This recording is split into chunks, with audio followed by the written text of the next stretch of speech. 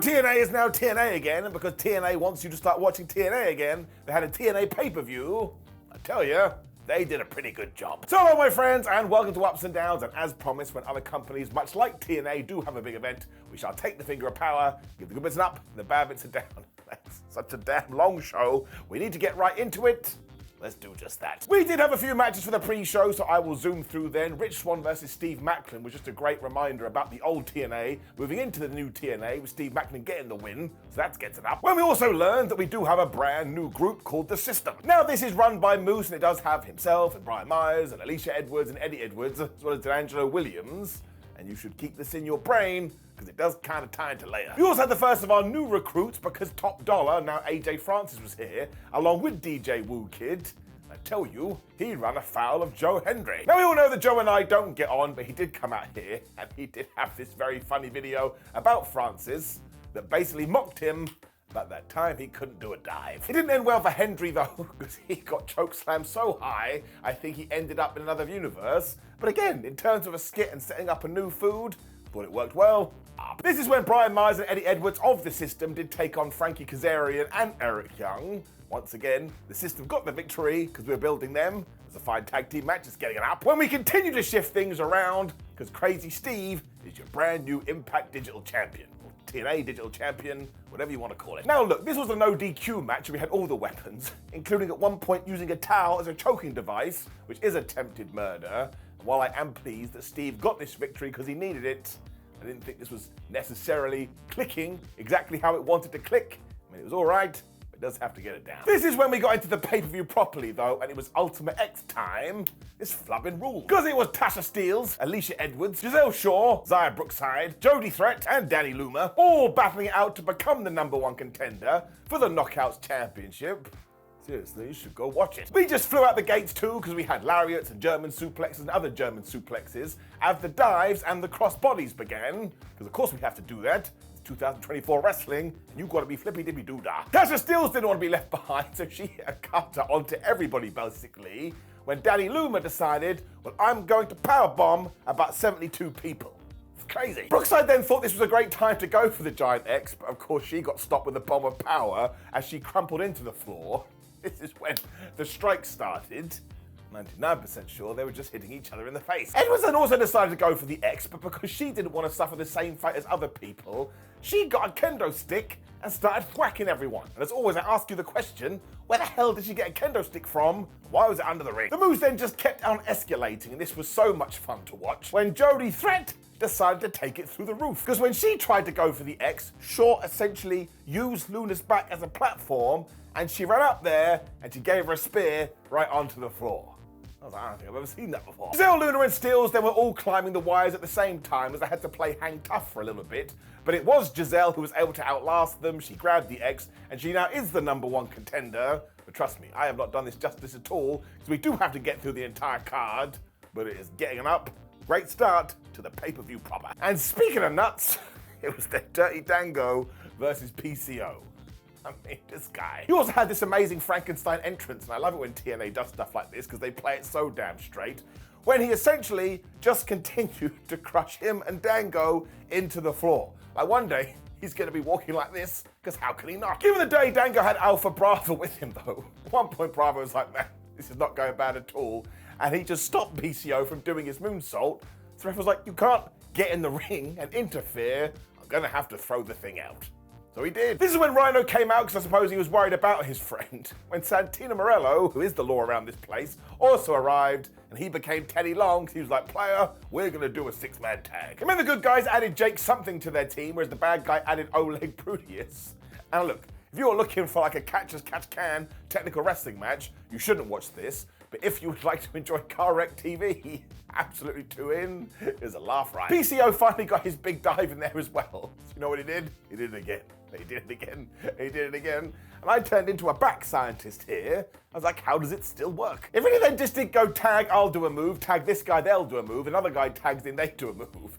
Well, I think Jake Something got bored of this, because he just hit Dango so hard, I thought the dancing was going to come out of him. Bravo was able to get a tag too, but he got melted by PCO, when I had somewhat of a moment, because Rhino was staring off with the former Vladimir Kozlov, It's like, this is 2024. How the hell did we arrive here? The Band Beast then smashed him with a gore when he was going to do the same to the Dirty One, when you could say Bravo took one for the team, but dare I say it, Dirty Dango was a little bit of a coward here, and he got out dodged. It really went bad for Alpha though, because he then got wrecked with a powerbomb by Jake something when PCO finally landed his PCO salt, and he got the 1-2-3. This was just absolute chaos. I was screaming for Dr. Robotnik, but fun is fun, man. Doesn't matter how you get there. We then saw a mystery woman arriving at TNA, and we'll get into that later, and yes, it did melt down the internet, when it was time to crown some brand new Knockouts Tag Team Champions. For it was Masa Slamovich and Killer Kelly taking on Havoc and Rosemary, and we just did it again here. They must have sat down and gone, well, let's just try and be entertaining. And they were. I mean, Decay jumped MK Ultra instantly because they know how it works, when of course Killer Kelly started casting Distraction. That allowed Slamovich to get some smacks in. They also started just busting out PK kicks like there was nothing. But you don't do that to Rosemary, because she did her sit-up trick. That's really funny. She scared Killer Kelly half to death. Havoc was then hitting dual suplexes as Decay really got going, and this tied into what came next, because Masha was able to get the snowplow, and do you know what Decay did? They kicked out one.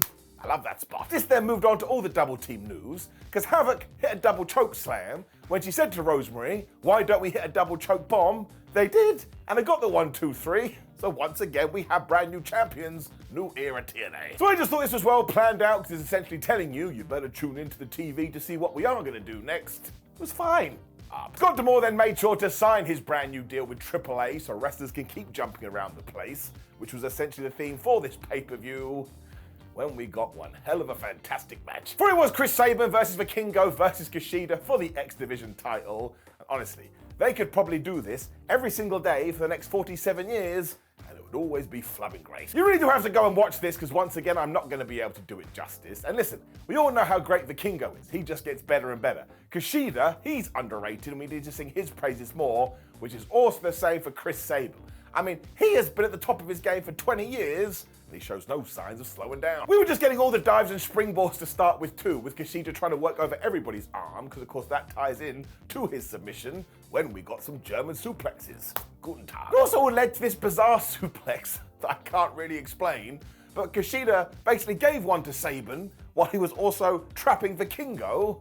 I was like, man, that's 2 + 2 = potato. Doesn't make sense. Monkey flips were then being won up by Hurricane Ranas as Vikingo hit this moonsault press. And just when the time was right, it was boom, boom, boom, clothesline, clothesline, clothesline, everybody down. The springboard 450 the Viking then did has to be seen to be believed, because he essentially just flew right into the floor. That's when Sabin decided, well, look, you did this to me. I need instant revenge. And he hit a Canadian Destroyer on the aisleway, and these fans went nuts. Kushida then tried to go over the hoverboard lock, but sadly, he got thrown on his head as well. And after a bunch more suplexes, Sabin was able to get the cradle shock, and he scored the pin, and he retained his championship. Now, this was a good idea, because even though we were changing titles all over the place, Chris Sabin should basically be coronated as the king.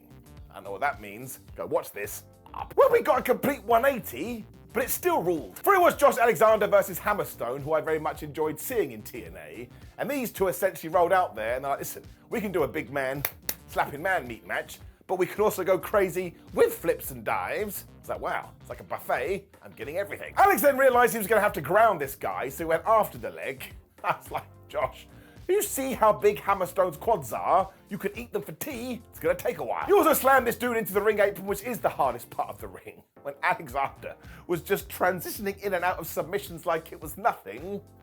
Thing of beauty. Hammerstone is no mug though, so he came back with this mad clothesline, but of course by this point his leg kept giving out, so he was like, what am I gonna do? Well, I tell you what he's gonna do. He got the Nightmare Pendulum, which I'm so glad we did see, because it is a great finisher, but he wasn't able to make the pin because again, he had no walking device. So really you could be like, oh my gosh, he was gonna win if it wasn't for those meddling kids. Or his injury. I think he was really mad as well, because he then drilled Josh Alexander into the ring apron, the hardest part of the ring, with a DVD, and he hit the TKO for a 1-2, ooh. I actually bought it. He then took all of the elbows before Hammerstone came back with a bomb of power, but once again he wasn't going to be able to capitalize. At that point, Alexander was like, I'm done with you. I'm the veteran in this company. You're done. Because he shook it off like Taylor Swift when he hit another German suplex. We had loads of these on this evening. And he got the spike C4 for the 1, 2, 3. But we protected Hammerstone here. I don't know if he is 100% signed to TNA, but he should be. Josh Alexander continues to be one of the best in the world. Giving it enough. When it was back to the bonkers, because my word. But it was time to see who the brand new or still TNA Tag Team Champions were going to be. And look at this lineup. Because it was the Rascals versus Mike Bailey and Laredo Kid versus the Grizzled Young Veterans versus Champions ABC. And surprise, surprise, it was really good. I think if TNA was going to flag a style too, it'd probably be this one. And even when Trey Miguel and Ace Austin were going at it, they were just moving so fast.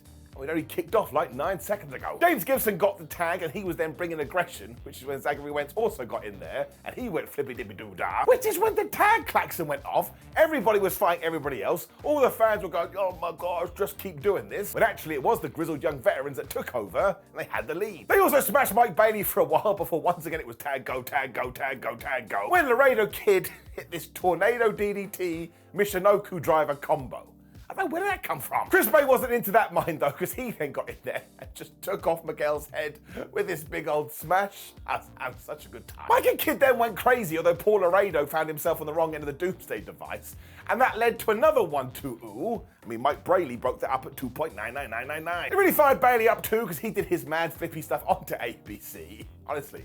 All of this was like watching a ping pong ball on drugs. The kind of Wentz hit on Bailey too was absolutely ridiculous, and here the Rascals thought they had it won, but before they were able to get the 3, they saw ABC, and these two tag teams had a standoff. They also made a huge error here because they went for a handspring and never do the spring of hands, because ABC cracked them right in the face when they did that amazing finisher combo of the Art of Finesse into the fold, and they got the victory, and they retained their championships.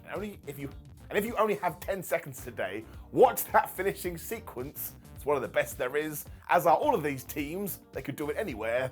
Up. We continued on rolling as well, when things kind of got emotional. For it was Knockouts World Championship time as Trinity defended her belt against Jordynne Grace, and given what we did here, and the send-off afterwards, it kind of feels like the rumors are true.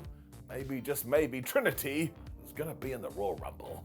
This was the way to go out though, because while I haven't seen every single Trinity match, this has to be one of the best she's ever been in. I mean, this was absolutely brilliant. Jordynne Grace absolutely played her part. She's great too. Trinity also got the upper hand here when she literally ducked a clothesline by slamming on her knees. When she turned around, she whipped Jordynne's ass for a while. Jordynne is so damn strong though, she just grabbed her and hit this back suplex. When we got back to the official move of 2024, the chops. We then started to tease for the Juggernaut driver, and that was the story of this. If she does hit that, she's gonna win. But Trinity didn't want to lose, so she was able to come back with the crossbody. The move that never beats anybody. But they came back to the power because Grace was able to slam Trinity with a power bomb. When they went to the outside, and they basically did a brain buster on the floor.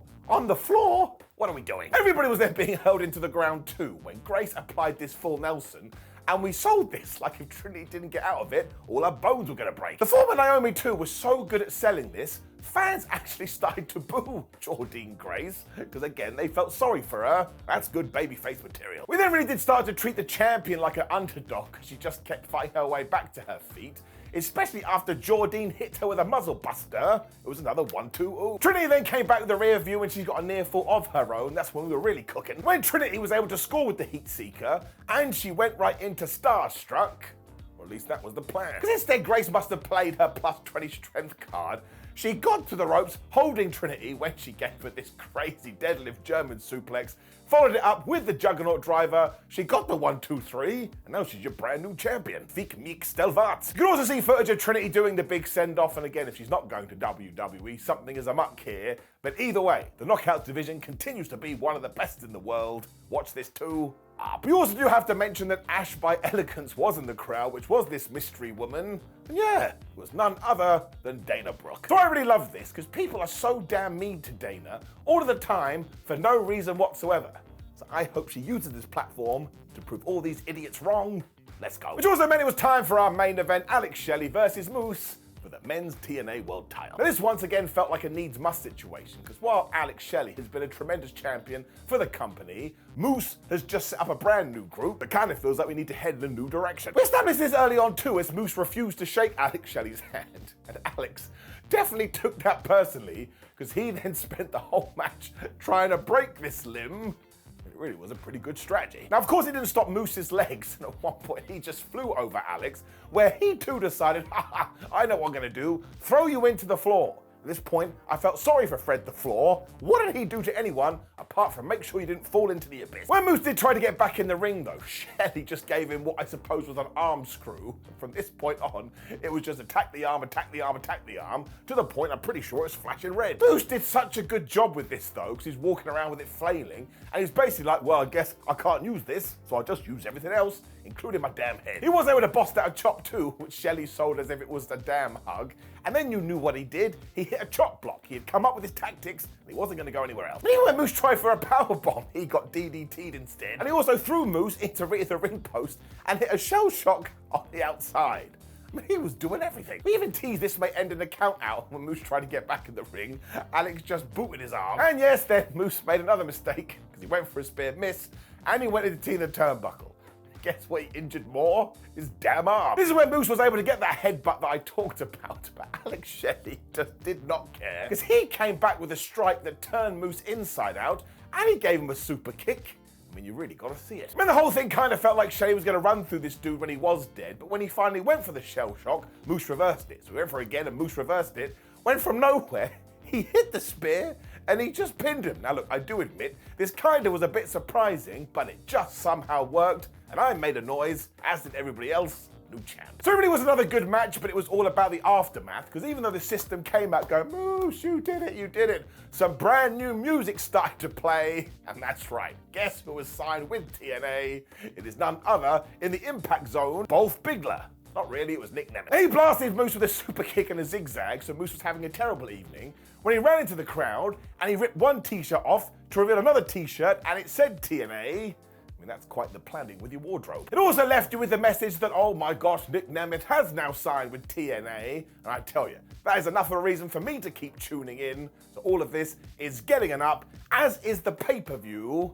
TNA does go under the radar sometimes, but I tell you, they have a great roster, and they put on some good damn shows. Now please do click the video on the screen, which is ups and downs from SmackDown in WWE, so you can just enjoy all the professional wrestling. Like the video, share the video, and subscribe. Leave a comment below saying, Simon, you're way too positive. It is true, but it makes us all feel warm and fuzzy in our tum-tums. Have a great Sunday. See you soon.